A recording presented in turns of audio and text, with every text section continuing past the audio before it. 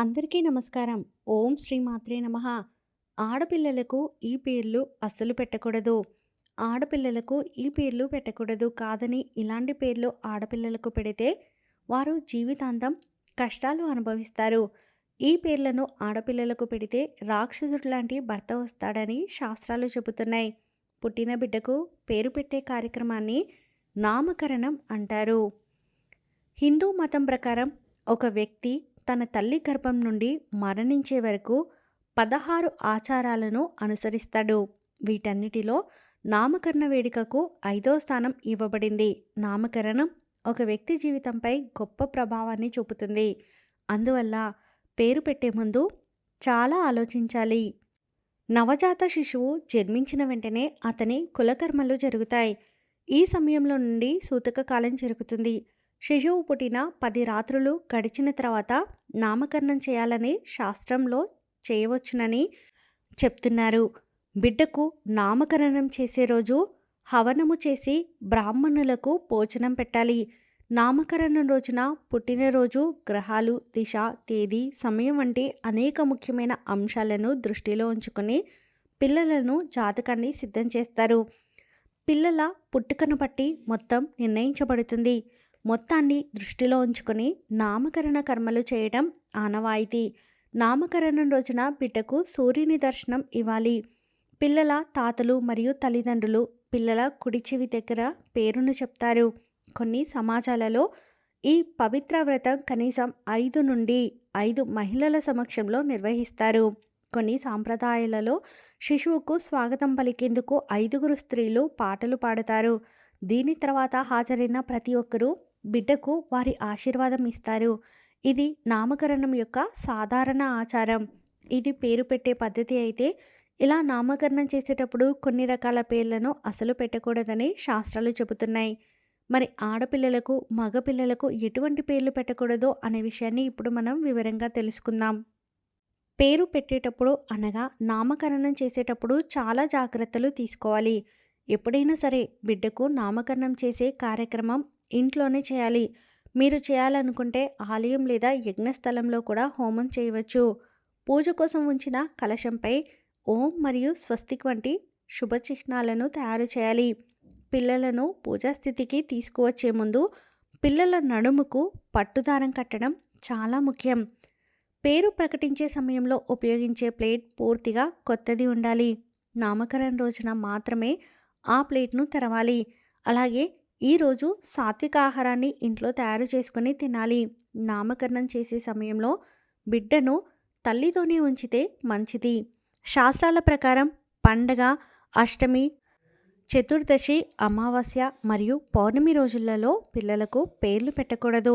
అంతేకాదు చతుర్దశి తిథి, నవమి తిథి నాడు పిల్లలకు పేర్లు పెట్టడం అశుభం. పిల్లలకు కులదేవత లేదా దేవతా పేర్లు పెట్టడం శ్రేయస్కరం. హిందూ విశ్వాసాల ప్రకారం పిల్లల పేరు యొక్క అర్థం అతని పాత్రను ప్రభావితం చేస్తుంది. పిల్లల పేరు అతని గ్రహస్థితిలో సరిపోలకపోతే పిల్లలకు దురదృష్టాన్ని తెచ్చిపెట్టవచ్చు. అంతేకాదు ఎంచుకోవడం కూడా చాలా ముఖ్యమైనది. ఇక పిల్లలకు ఎటువంటి పేర్లు పెట్టాలి, ఎటువంటి పేర్లు పెట్టకూడదు అనే విషయానికి వస్తే, హనుమాన్ చాలీసా పఠించేవారు వారి పిల్లలకు పవన్, భీమన్, సాగర్ లాంటి పేర్లను పెట్టుకుంటే చాలా మంచిది. విక్రమ్, శంకర్, విజయ్ లాంటి పేర్లు పెట్టుకున్నా మంచి జరుగుతుంది. అయితే కొన్ని పేర్లను మాత్రం పిల్లలకి అసలు పెట్టకూడదు. పిల్లలకు అసలు పెట్టకూడని మొదటి పేరు ఏమిటి అంటే అశ్వత్థామ. ద్రోణాచార్య కుమారుడు కురుక్షేత్ర యుద్ధంలో అభిమన్యుడి భార్య ఉత్తర గర్భంపై ఈయన బ్రహ్మాస్త్రాన్ని సంధిస్తాడు. దానివల్ల కృష్ణుడి ఆగ్రహానికి గురి అవుతాడు. అప్పుడు కృష్ణుడు అశ్వత్థామతో కలియుగం అంతం అయ్యేంత వరకు లోకంలోనే జీవిస్తూ ఎన్నో బాధలు అనుభవిస్తావని అంటాడు. ఇలా శాపానికి గురైన అశ్వత్థామ అనే పేరును పెట్టుకోకూడదని పెద్దలు చెప్తూ ఉన్నారు. పిల్లలకు అసలు పెట్టకూడని మరొక పేరు సుగ్రీవుడు. రామాయణంలో సుగ్రీవుడు వాలితో ఎదురుగా యుద్ధం చేసి గెలవలేక రాముడితో చెట్టుచాటు నుంచి చంపించి అధమయుద్ధం చేసి రాజ్యాన్ని సాధించాడు కనుక సుగ్రీవుడి పేరును కూడా పిల్లలకు పెట్టకూడదు. కాదని పెడితే వారు పెద్దయ్యాక అడ్డదారుల్లో విజయాలు సాధిస్తారు. ఇక పిల్లలకు పెట్టకూడని మూడో పేరు ఏంటి అంటే శకుని. సాధారణంగా ఎవరు శకుని పేరు పెట్టుకోవడానికి ఇష్టపడరు. ఎందుకంటే ఇతడు తన మాయా పాచికలతో పాండవులను జూదంలో ఓడించాడు. కౌరవుల వెంట ఉండే వినాశనానికి కారణమయ్యాడు. కనుక పిల్లలకు శకుని అనే పేరు పెడితే వారు జూదానికి బానిస అవుతారని, ఇతరుల జీవితాలను నాశనం చేస్తారని పెద్దలు అంటున్నారు. ఇంకొక పేరు దుర్యోధనుడు. మహాభారతంలో దుర్యోధనుడు చేసిన మోసాల వలన పాండవులు అడవుల పాలవుతారు. రాజ్యాన్ని కూడా కోల్పోతారు. ఇతను ఎంతో మోసపోయాడు. అందుకే దుర్యోధనుడి పేరు ఎవరూ పెట్టుకోకూడదు. పెట్టుకుంటే మోసగాలుగా మారతారు. ఆడపిల్లలకు ఎప్పుడూ కూడా ద్రౌపది అనే పేరు పెట్టకూడదు. ద్రౌపది పతివ్రత అయినప్పటికీ ఆమెకు 5గురు భర్తలు ఉండడం వలన ద్రౌపది అనే పేరును ఏ ఆడపిల్లకు పెట్టకూడదు. పెడితే చాలా ఘోరాలు జరిగిపోతాయి. అలాగే ఆడపిల్లలకు మండోదరి అనే పేరును కూడా పెట్టకూడదు. రామాయణంలో మండోదరి మంచి గుణం కలిగిన స్త్రీగా వర్ణింపబడింది. మండోదరి మంచి వ్యక్తిత్వం కలిగినది, పైగా సహనశీలి, దానగుణం కలది. కానీ ఆమెకు రావణాసురుడి వంటి రాక్షసుడు భర్తగా దొరికాడు కనుక మండోదరి అనే పేరును పిల్లలకు పెడితే రాక్షసుడు లాంటి భర్త వస్తాడని చాలామంది నమ్ముతారు. అందుకే ఆడపిల్లలకు ఆ పేరును అస్సలు పెట్టరు. పిల్లలకు ఎప్పుడు మందర అనే పేరును పెట్టకూడదు. పిల్లలకు ఎప్పుడు మందర గురించి రామాయణంలో ఉంది. ఆమె చట్టబుద్ధి కలది, అంటే చెడు కోరుకుంటుంది, అడవులకు వెళ్ళడానికి కారణమయ్యింది. అందుకే ఈమె పేరును ఆడపిల్లలకు పెడితే చెడు బుద్ధి వస్తుందనే భావనతో మందర అనే పేరును ఎవరికి పెట్టరు, పెట్టకూడదు. అలాగే కైకేయి అనే పేరును కూడా ఆడపిల్లలకు పెట్టకూడదు. రాముడు అడవికి వెళ్ళడానికి కారణమైంది కాబట్టి పెట్టకూడదు. అలాగే తులసి అనే పేరును కూడా ఆడపిల్లలకు పెట్టకూడదు. తులసి అనే పేరు పెట్టడం వలన వారికి రాక్షసుడు లాంటి భర్త వస్తాడు. వారి జీవితం నరకంలాగా మారుతుంది. సాధారణంగా కొన్ని పేర్లు విన్నప్పుడు నెగటివ్ ఆలోచనలు వస్తాయి. అలాంటి పేర్లు పిల్లలకు పెట్టకుండా ఉంటేనే మంచిది.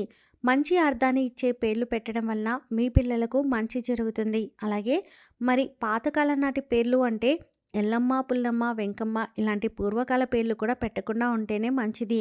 ఎందుకంటే ఈ కాలం పిల్లలకు ఇలాంటి పేర్లు పెడితే వారు పెరిగే కొద్దీ స్నేహితుల వద్ద వారి మీద కామెంట్లు చేస్తూ ఉంటారు. దానివల్ల వారు స్కూల్కి, కాలేజీల్లో కొంచెం అవమానంగా భావింపబడతారు. కనుక మంచి పేరు పెట్టండి. ఎలా పడితే అలా పేరు పెట్టేసి ఫ్యూచర్లో మీ పిల్లలకు బాగా ప్రాబ్లమ్స్ వస్తాయి. కాబట్టి మీరు పేరు పెట్టే ముందు తప్పకుండా ఆ పేరు యొక్క అర్థాన్ని తెలుసుకోండి. పేరు పెట్టిన తర్వాత వారి యొక్క జీవితంలో పేరుకు తగ్గట్టుగా జీవించేలాగా మంచి బుద్ధులు నేర్పాలి.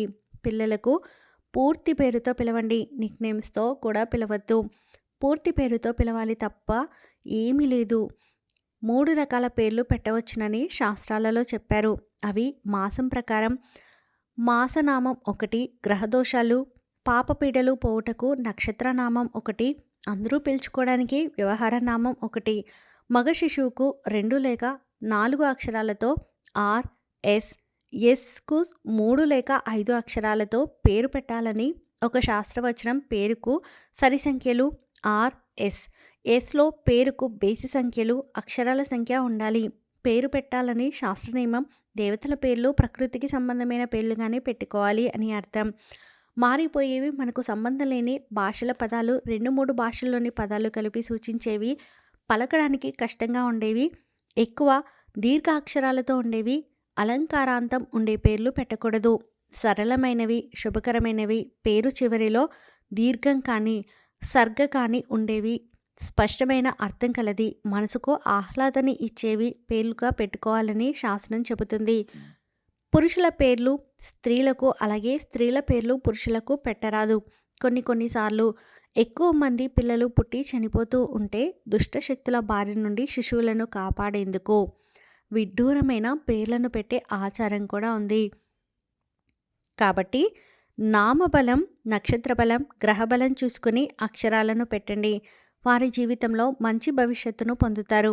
ఈ వీడియో మీకు నచ్చితే ప్లీజ్ లైక్ చేయండి. మరికొంతమందికి వీడియోని షేర్ చేయండి. ఫస్ట్ టైం ఛానల్ చూస్తున్న వారు సబ్స్క్రైబ్ చేసుకుని పక్కనే ఉన్నటువంటి బెల్ ఐకాన్ని క్లిక్ చేయండి. సర్వే జన సుఖినో భవంతు.